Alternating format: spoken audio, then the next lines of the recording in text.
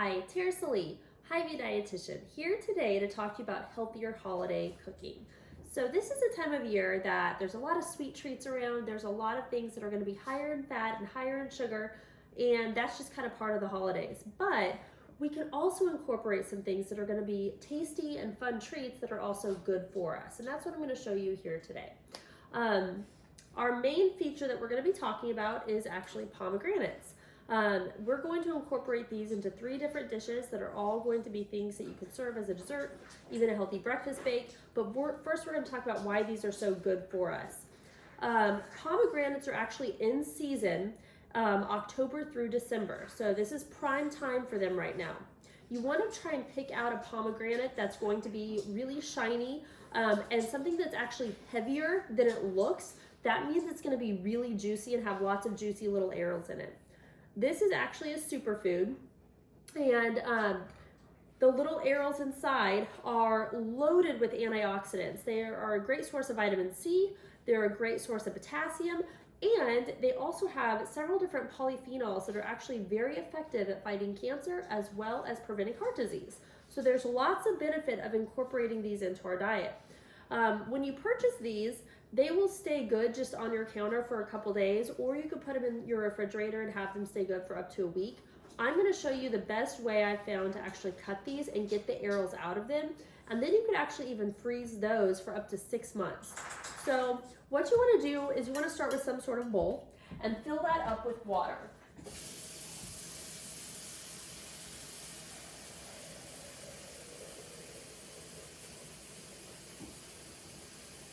You want to get a big enough bowl with enough water that it will submerge that pomegranate. So this isn't the bowl I normally use, but I wanted to make sure that it was clear so you guys could kind of see what was going on in there. These are typically like really hard and messy to cut because they're so juicy, but using this trick makes it that much easier.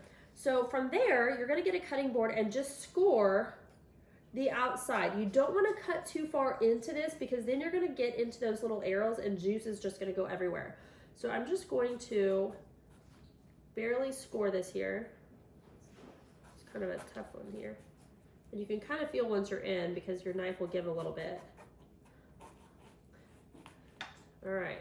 So once you've done that, then into the water it goes. From there, you're just gonna, shouldn't have probably worn bracelets here, but from there you're going to actually pull it apart under the water. It just kind of comes right apart, just like that. And inside, these are the arrows. These are basically like little sacks of juice with a seed in the middle. Now the seed is edible, so I'm gonna set that there. Maybe you can see that. The seed is edible. You do not have to like spit that out or remove it. It's actually good for your digestive tract. It helps kind of push things along. If you don't like it, you could kind of spit it out like a watermelon seed. So once your pomegranate is under the water, you're basically just going to roll those little seeds right out, and they're going to sink to the bottom. I got my water really cold, so my hands are like freezing right now. Maybe do room temperature water when you do this.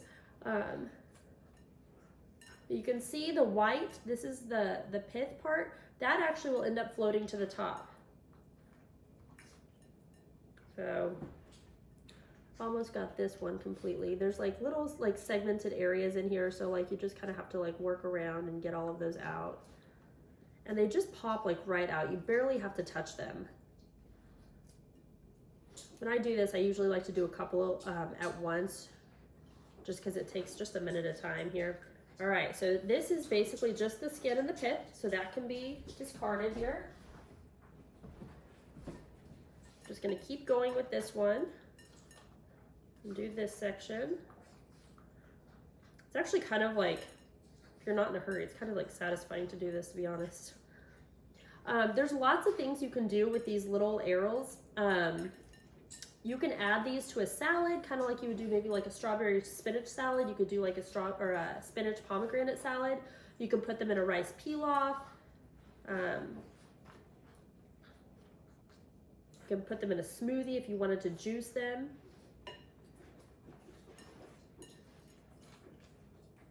Anything you would normally do with fruit, you could always add these. They add a lot of fun color, and that bright color also kind of gives you an indicator to all those polyphenols and antioxidants in there. Usually the brighter the color, the more nutrients. Well, if it's a naturally occurring color, the more the nutrients in there. All right, just about got this.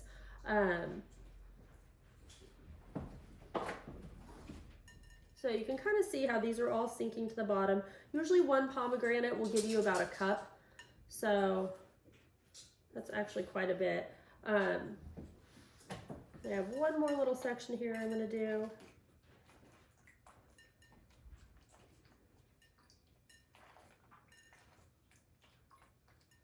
You can buy these shelled, I guess you could say. So they're like in a little container with all the arrows already out. I will say, like, they just, it's a great option, especially if you're in a hurry, but sometimes they don't taste like quite as fresh as when you do it yourself. Okay. That's good enough so I can show you guys our next step here. So once you have that, the next thing I do is I get some sort of strainer. I couldn't find, I have like a littler one, but I couldn't find that. So I'm using this one. It's a little bigger than I like. And then I kind of skim it over the top of the water. And when I do that, I'm removing all of the white pith. So you can see that I'm collecting all of that, but all of those seeds are still in the bottom. So once I've done this over the top several times to kind of collect all of those little white bits,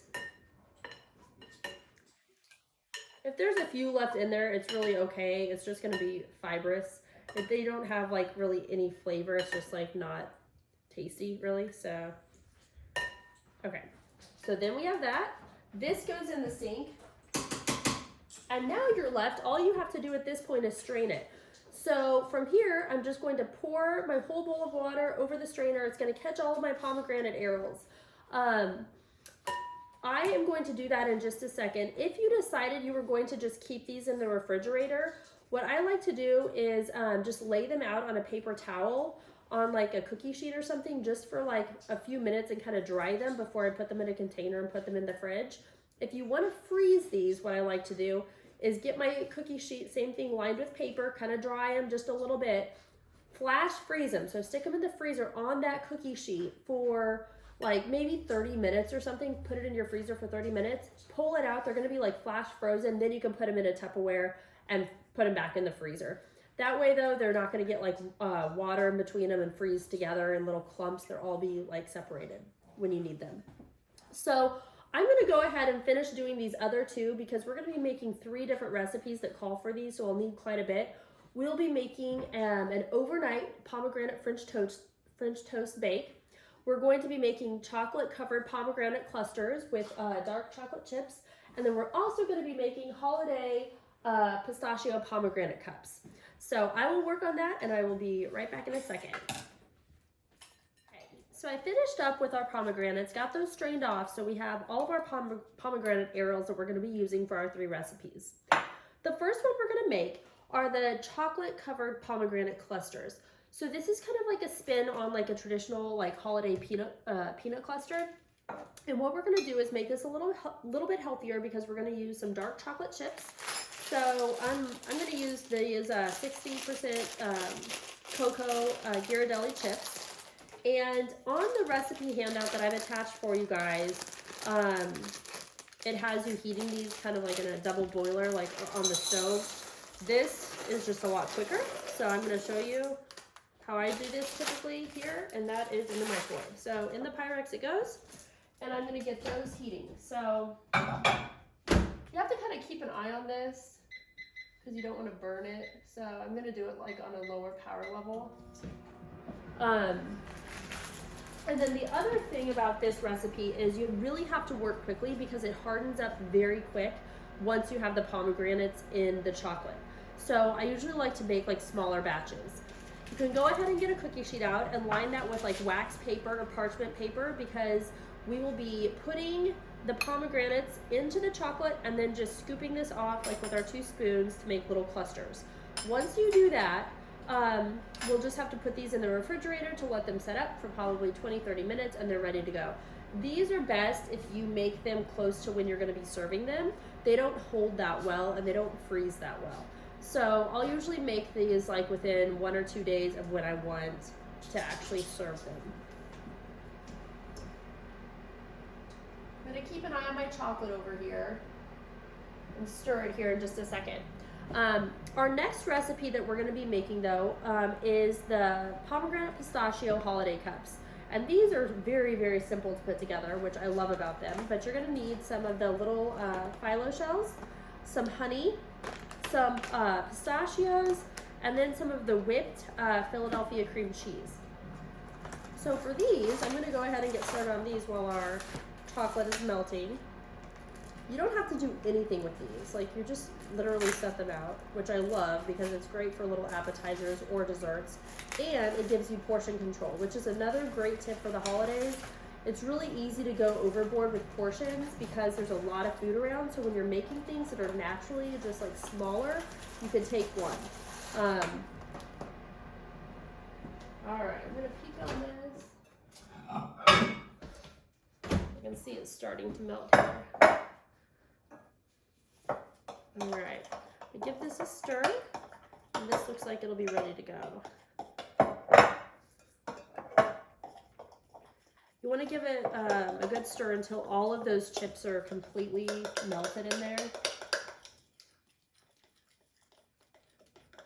Again, even if you're wanting to make like a couple dozen of these, I would start with small batches so it doesn't harden up on you.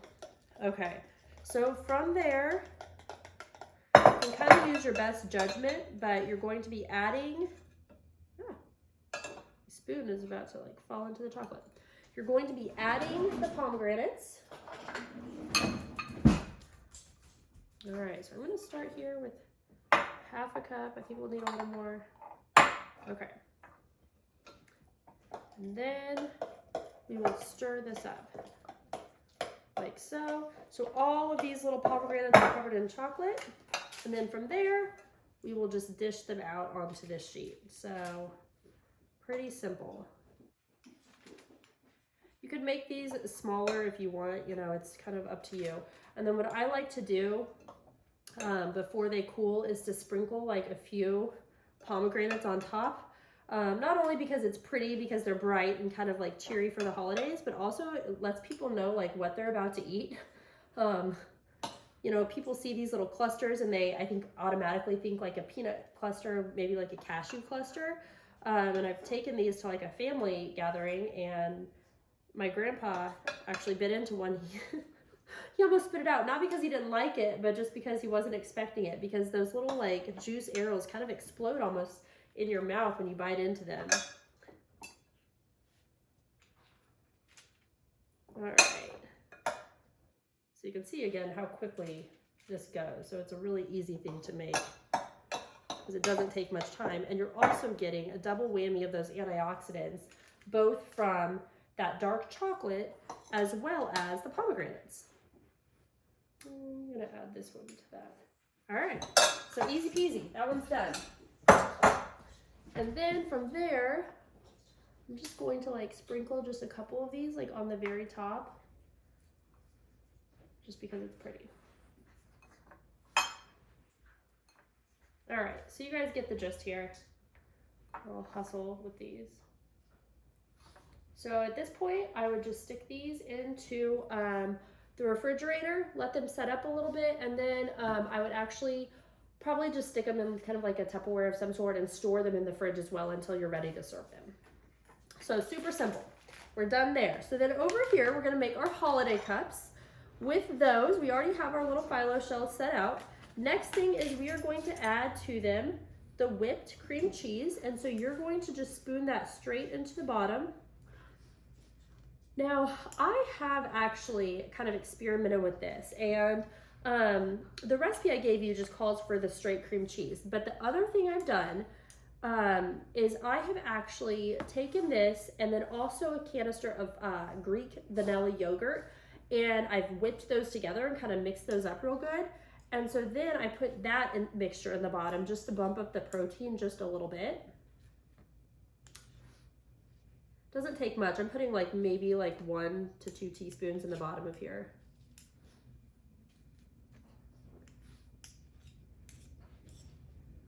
I love these because they're like so festive when they're done with the red and the green.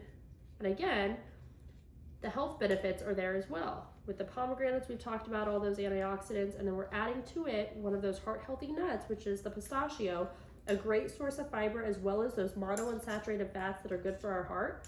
When we're eating monounsaturated fats, we really don't have to worry about our like unhealthy cholesterol going up. We know that, you know, now, which is different than advice from years past, it's the type of fat, not the amount of fat that we're eating.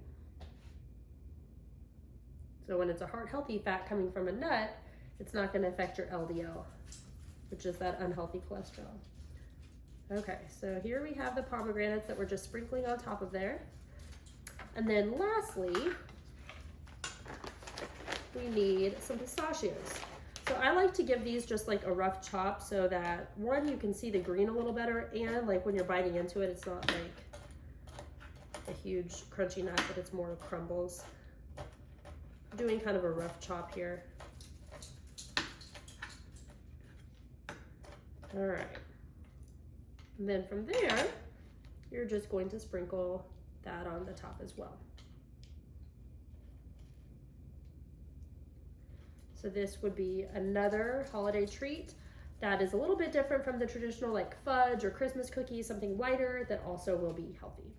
So option 1, and here we have option 2. So I'm gonna get this cleaned up, and then we will make our overnight French toast.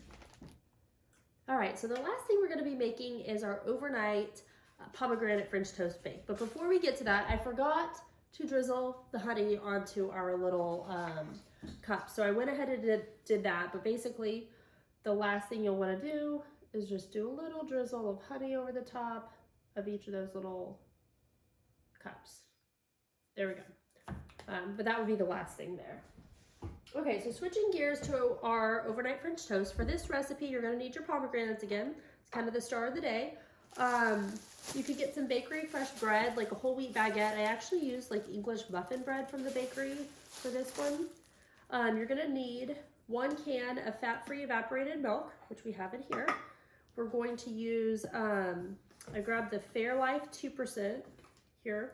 We're gonna use some of that, some vanilla extract, some cinnamon, pure maple syrup, pecans, and eggs. So for starters, we arranged our slices of bread in our 9x13 pan that I did spray. From there, I went ahead and put the evaporated milk into our Pyrex there.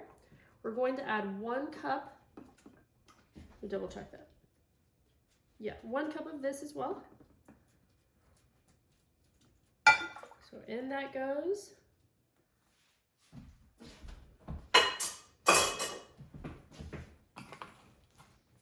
We're going to add our vanilla. We'll do a teaspoon of that.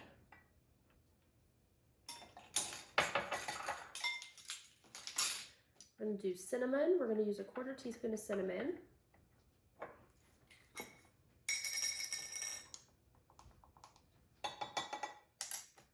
And 4 eggs.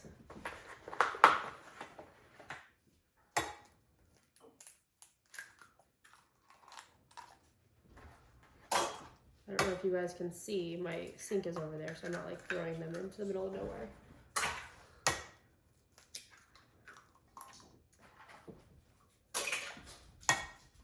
Okay.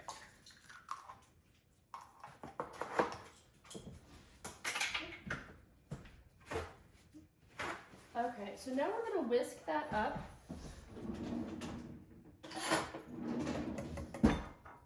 And we're gonna pour this right over the top. The best thing about this recipe is not only, you know, it is lightened up using the 2% milk and the fat-free evaporated. Using a bread that has a good source of fiber is gonna be more filling as well, and the eggs are gonna be our protein with this dish. But the other great thing is if you're having like company or guests, it's really nice to have something that's already made and something you can do ahead of time. So it's all you would have to do in the morning is actually put this into the oven.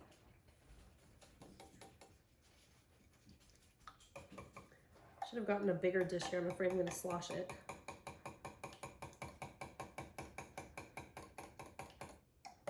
If you like almond, you could probably even add a little bit of almond as well. All right. Now from there, we're just gonna actually pour this right over the top, and then we're gonna get our topping ready. You wanna kind of pour it everywhere so like all of it gets some of the liquid on it. It's gonna absorb a lot of this when it sits overnight. Okay. So there is that. Next up, our topping. So for the topping, we're gonna do some chopped pecans. Need a 1/3 cup of those.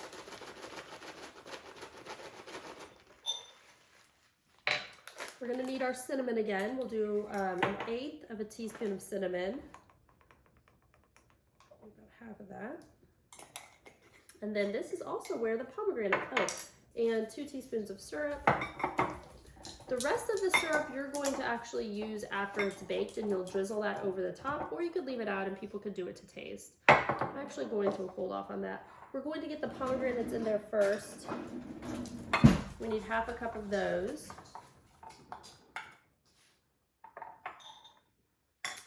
And then we'll mix that up.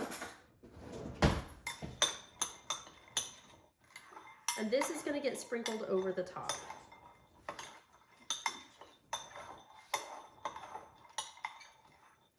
Now I'm going to add the 2 tablespoons of maple syrup here. I'm eyeballing this. I would recommend measuring it, but okay. Okay, so then this is sprinkled right over the top. Smells really good.